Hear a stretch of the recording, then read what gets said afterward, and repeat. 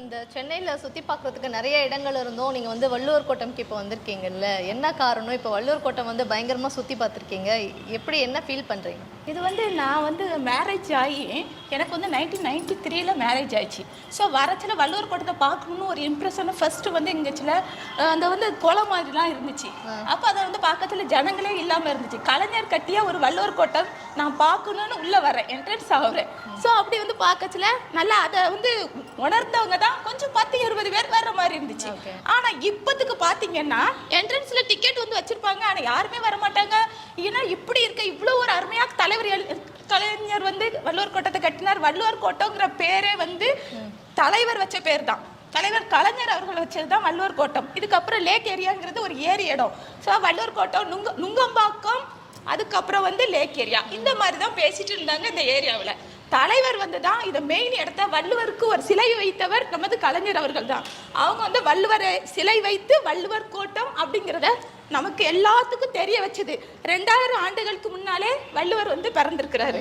அவர் எழுதிய அன்னைக்கு அறம் பொருள் இன்பம், அறத்துப்பால் பொருட்பால் காமத்துப்பால், இந்த 3 தான் இந்த உலகையே ஆட்டி வைக்கிறது.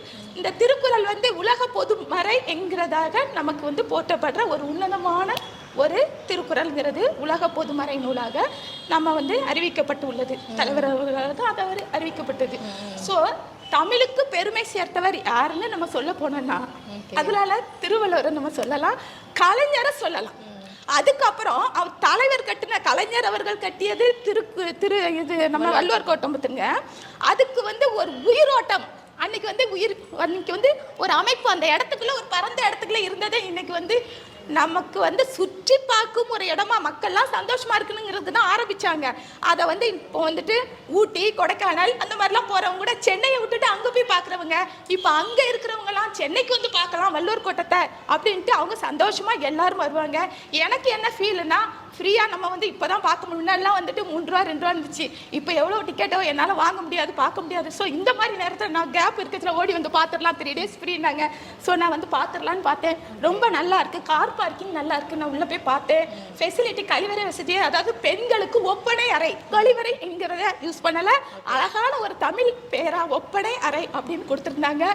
கார் பார்க்கிங் வச்சுருந்தாங்க. ஸோ இதெல்லாம் பார்க்கச்சில வருங்கால நம்ம சமுதாயத்துக்கு நான் பிறக்கிறதுக்கு வள்ளுவர் கோட்டம் கட்டிட்டார் தலைவர்.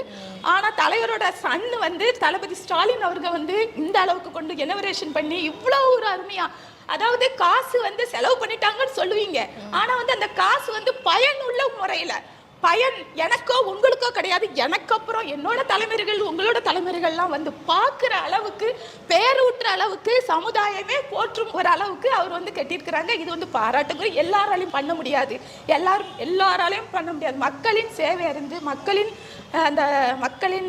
அதாவது எப்படி உங்களுக்கு வந்து என் மேல் இப்போ வந்து எனக்கு அன்பு இருந்தகண்டு தான் நாங்கள் ஓடி வந்தேங்க. திருவள்ளுவரை பார்க்கணுங்கிற ஆசை இருந்தகண்டு தானே வர முடிஞ்சுது. அதை மாதிரி நம்ம மேலே அக்கறை கொண்டதால தான் தளபதி ஸ்டாலின் அவருங்க இதை இனோவேஷன் பண்ணி சூப்பராக பண்ணியிருக்கிறாங்க. இது வந்து பெருமையானது, பாராட்டப்பட வேண்டியது.